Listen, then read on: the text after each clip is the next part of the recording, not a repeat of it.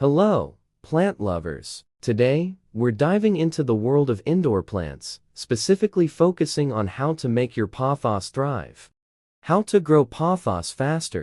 There are 7 tips for grow pothos faster. Tip 1. Choose the right spot. Provide your pothos with indirect sunlight and good air circulation. Avoid direct sunlight, as it could scorch the leaves. Tip 2. Water wisely. Water your plant when the top inch of soil feels dry. Overwatering can cause root rot, so be cautious. Tip 3. Fertilize carefully. Fertilize your pothos every month during the growing season spring to fall, but do it sparingly in winter. Tip 4. Prune regularly. Pruning helps control the size and shape of your plant and encourages bushier growth.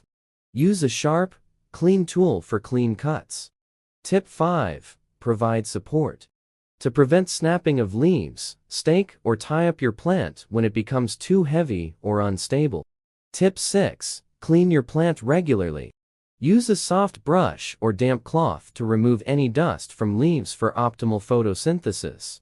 Tip 7. Provide the right temperature. Golden pothos is a tropical vine, and it loves warmth. If you don't provide this, it will not grow.